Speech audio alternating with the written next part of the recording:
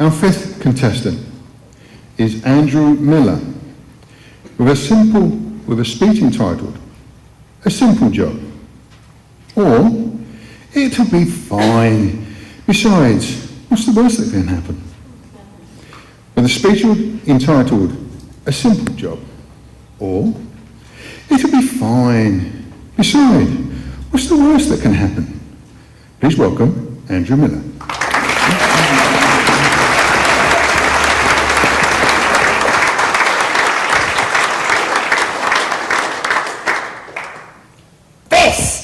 This is the worst that can happen.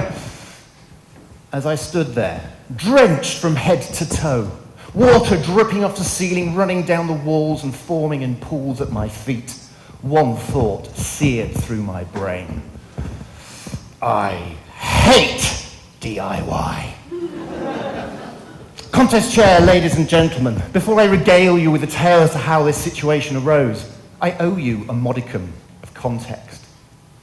In stark contrast to lazy gender stereotyping, I am useless at practical things.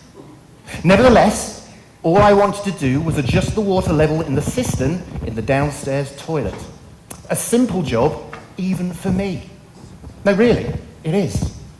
Look, for the uninitiated, allow me to explain. If you take off the top of the tank behind the toilet, you will find within, well, what would you call it? It's, how do you describe it? Look, basically, it's a round floaty thing on the end of a stick.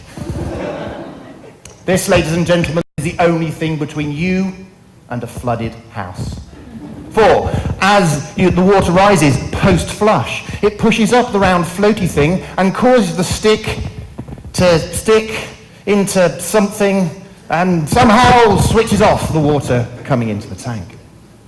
Every now and then, you need to adjust the level where this happens, and for that very purpose, there is a twiddly thing.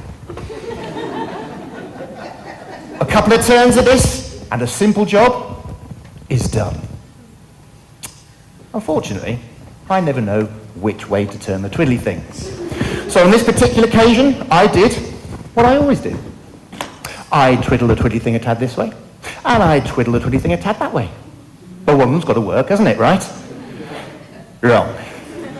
Didn't matter what I twiddled, water kept pouring into the tank. I manually lifted the round floaty thing to get maximum stickage from the stick. Nothing. Water kept gushing in at a rate faster than the outflow pipe could take it away. Meant the water level was rising higher and higher and getting closer and closer to the tank rim. Oh, the one thing between me and a flooded house, and it had broken. Oh, bullcocks! That's the name of the round floaty thing on the end of a stick. Bullcocks. Just remembered. As for the impending flood, I had no choice but turn off the water at the mains. And there it was. With the turning of that tap, the DIY trap snapped shut. Oh, this is how it always gets you. You start with a simple job, something you could probably have ignored, and all of a sudden you are at the point of no return. See, I now have to fix this, or live in a house with no water. However, it feels a bit early to get the professionals in just yet, but at least find out exactly what's wrong. And so, with a bit of twisting and turning and tugging, I finally find the culprit.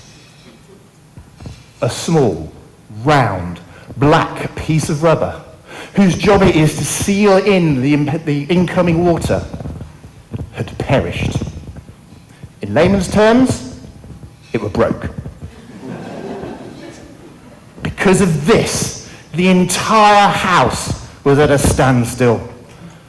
Who would have thought so much trouble could be caused by a small hole in a bit of rubber?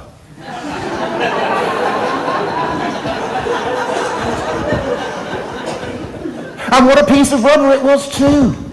Personally designed, painstakingly handcrafted just for our bathroom.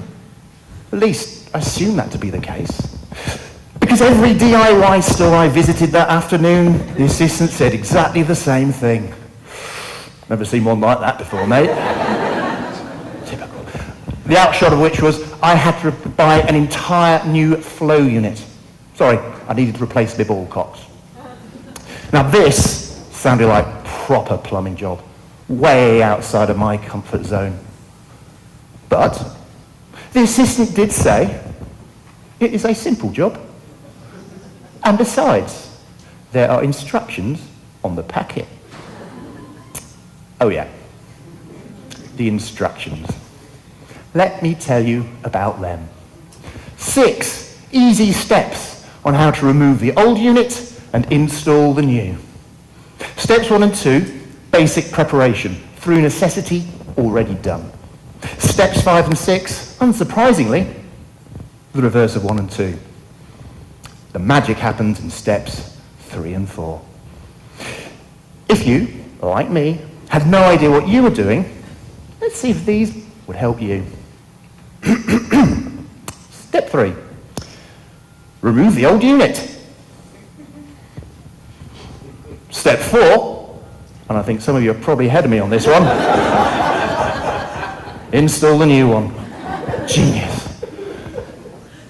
Nevertheless, I felt it was my duty to at least have a go. I mean, the water's turned off. What's the worst that can happen? If things get too bad, then I'll call a plumber, eh? So, after what felt like hours of shouting and swearing, bit of bloodletting, finally, the job was complete. Step back with a little bit of pride. My first ever plumbing job. Done. I hadn't broken anything. I hadn't killed anyone. And most importantly of all, I hadn't flooded out the house. All I needed to do now was test it was still working. So I turned the water mains back on and flushed the handle.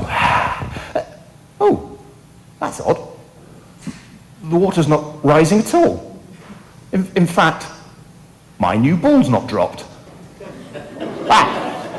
I can see what's happened. When tightening it up, everything had got turned by just 5-10 degrees. I mean, it wasn't running smoothly.